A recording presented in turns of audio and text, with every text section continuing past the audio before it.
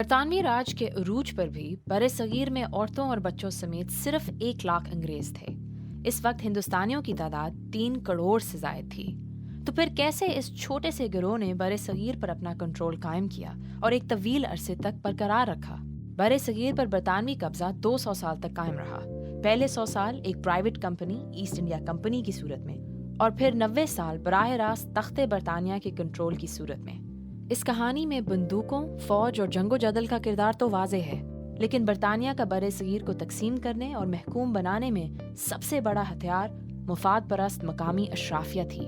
انہوں نے East India company کی مالی مدد کی اور انہیں زمینوں اور عوام پر کنٹرول بھی فراہم کیا۔ اس ویڈیو میں ہم مفاد پر مبنی ان تعلقات کا جائزہ لیں گے۔ نمبر 1، ہندوستانی تاجروں سے تعلقات کا آغاز۔ ایسٹ انڈیا کمپنی نے بر صغیر میں گرم مسالوں، ٹیکسٹائل اور چند دیگر اشیاء سے تجارت کا آغاز کیا۔ یہ تجارت بنگال کے مقامی تاجروں کی سہولت کاری کے بغیر ممکن نہ تھی۔ ہندو تاجروں نے خاص طور پر انگریزوں کی مدد کی۔ معروف جین بینکر جگت سیٹھ نے کمپنی کو اپنی کریڈٹ لائن تک رسائی دی، اور جنگ پلاسی، جس میں بنگال، بہار اور اڑیسہ پر برطانوی قبضہ ہوا تھا، اس جنگ کے بعد جگت سیٹھ نے برطانیہ اور گورنر بنگال کے درمیان ہونے والی ڈیل میں ایک بہت اہم کردار ادا کیا۔ اس ڈیل میں طے کیا گیا کہ جنگ میں ہونے والی کمپنی کے نقصان کی ادائیگی کب اور کیسے کی جائے گی۔ ہندوستانی اشرافیہ نے سمجھ لیا تھا کہ ان کا معاشی مفاد ان گوروں سے جڑا ہوا ہے، اور یہ تعلق بر صغیر میں برطانوی پھیلاؤ کے لیے انتہائی اہم رہا۔ نمبر 2، ایک وفادار جاگیردار طبقے کی تشکیل۔ اسی طرح ایسٹ انڈیا کمپنی نے ایک اور مقامی طبقے کے ساتھ قریبی تعلق قائم کیا، جس نے سامراج کے لیے ٹیکس اکٹھا کرنے میں اہم کردار ادا کیا: جاگیردار طبقہ۔ 1793 میں کمپنی نے بر صغیر میں پہلی بار مستقل زمینداری کا نظام رائج کیا۔ اس سے پہلے مغل دور میں ریاستی ملازمین کو زمین الاٹ کی جاتی تھی، لیکن یہ مستقل نہیں ہوتی تھی۔ ٹیکس اکٹھا کرنا مغل بیوروکریسی کے ذمہ تھا، لیکن اب برطانیہ نے چند خاندانوں کو مستقل طور پر زمینیں الاٹ کی، جس سے ایک طاقتور اور وفادار جاگیردار طبقے کی تشکیل ہوئی۔ پھر برطانیہ نے ان کے ذریعے زمینوں پر کام کرنے والے کسانوں سے ٹیکس وصولی کا آغاز کیا۔ انہوں نے کسانوں کو کیش کراپ فارمنگ پر مجبور کیا۔ اس سے کمپنی کی طرف سے دی گئی ٹیکس شرح پوری کی جاتی اور اپنا منافع بھی کمایا جاتا۔ نمبر 3، شاہی ریاستوں کے ساتھ تعاون۔ 19ویں صدی میں مغلیہ سلطنت کے زوال کے وقت بر صغیر میں بے شمار شاہی ریاستیں تھیں۔ ان کے حکمران مقامی سردار یا مہاراجے تھے۔ یہ ریاستیں سامراج کے لیے 2 طرح سے فائدہ مند تھیں۔ ایک، انہوں نے برطانیہ کے انتظامی اخراجات کم کر دیے۔ جب کمزور حکمران اپنی مرضی سے برطانیہ کی بالواسطہ حکمرانی کو تسلیم کر لیتے تھے تو پھر بھاگ دوڑ کی کیا ضرورت، جیسا کہ راجستھان جیسے دشوار صحرائی علاقے پر شاہی ریاست کو برقرار رکھنا ہی برطانیہ کے فائدے میں تھا۔ اور دوسرا، باغیوں کو کچلنے میں یہ ریاستیں بہت مددگار تھیں۔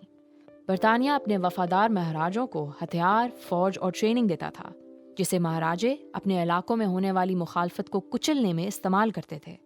اس کی ایک مثال اپریل 1919 میں ہونے والا جلیانوالہ قتل عام ہے، جب سامراج نے 1500 ہندو، مسلمان اور سکھوں کو قتل کیا۔ اس کے بعد شروع ہونے والے ہنگاموں میں پنجابی سرداروں نے ریلوے اور ٹیلی گراف لائنوں کی حفاظت میں سامراج کی مدد کی، تاکہ سامراج مخالف سرگرمیوں کی جاسوسی ہو سکے اور فوج آسانی سے نقل و حرکت کر سکے۔ نمبر 4، ہندوستانی سہولت کاروں کی ایک نئی شکل، انڈین سول سروس۔ 200 سال کی حکمرانی کے درمیان عوام پر اپنے کنٹرول کو مضبوط کرنے کے لیے برطانیہ نے کئی قوانین لاگو کیے۔ اس کی ایک مثال 1858 میں انڈین سول سروس کا قیام ہے۔ یہ شروع کی کئی دہائیوں تک صرف چند گوروں پر ہی مشتمل تھی، لیکن 1922 میں برطانیہ نے ہندوستانی امیدواروں کو بھی انڈیا میں امتحان کی اجازت دی۔ اس سے ایک نئے انتظامی طبقے کی تشکیل ہوئی، جنہوں نے عوام پر انگریزوں کی حکمرانی میں پل کا کردار ادا کیا۔ البتہ اس طبقے میں شمولیت اس بات پر منحصر تھی کہ آپ سامراج کی روایات سے کتنا واقف ہیں۔ اس حوالے سے برطانوی آفیشل تھامس مکالے لکھتا ہے، ہمیں ہر صورت ایک ایسے طبقے کی تشکیل کرنی چاہیے جو ہمارے اور ہمارے لاکھوں محکوموں کے درمیان پل کا کردار ادا کر سکے۔ ایک ایسا طبقہ جو رنگ و نسل سے تو ہندوستانی ہو، لیکن اپنے اخلاق اور خیالات میں انگریز ہو۔ برطانوی استعماریت کی کامیابی کی وجہ ان کے بد دیانت معاشی، سیاسی اور انتظامی منصوبے تو تھے، لیکن ان میں اہم کردار مفاد پرست مقامی تاجروں، زمینداروں اور مہاراجوں کا ہے۔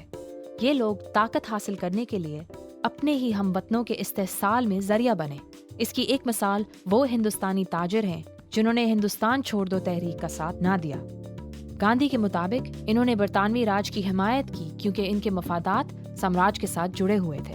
ये समझना जरूरी है कि बरतानवी साम्राज्य के जाने के बाद भी इस तबके की ताकत और मफाद में कोई फर्क नहीं पड़ा। वो कारोबारी खानदान, जमींदार और इदारे जिन्होंने इस्तेमारी दौर में ताकत हासिल की, इनकी ताकत आज तक बरकरार है। इनकी मुआशी और जागीरदारी मफादात के असरात आज भी पाकिस्तान, इंडिया और बांग्लादेश की सियासत और मईशत पर नजर आते हैं। इस्तेमारी इस्तेसाल और इसके सहूलतकारों के बारे में बात करने का मकसद सिर्फ अपने माजी पर अफसोस करना नहीं, बल्कि ये कि हम अपनी मौजूदा ब्यूरोक्रेसी, टैक्स के निज़ाम, ज़मींदारी निज़ाम और अशराफिया की दौलत में इस्तेमारी झलक को समझ सकें और इस इस्तेसाल की निशानदही कर सकें जो आज मल्टी नेशनल कॉरपोरेशनों और रियासत के हाथों जारी है। इसके और साम्राज्यी ढांचे में मुमासलत बिल्कुल वाज़ेह है। वही तरक्की के दावे, ताकतवर ममालिक के हाथों हमारी ज़मीनों का इस्तेसाल और छोटे से मकामी कारोबारी तबके के हाथों अवाम का इस्तेसाल।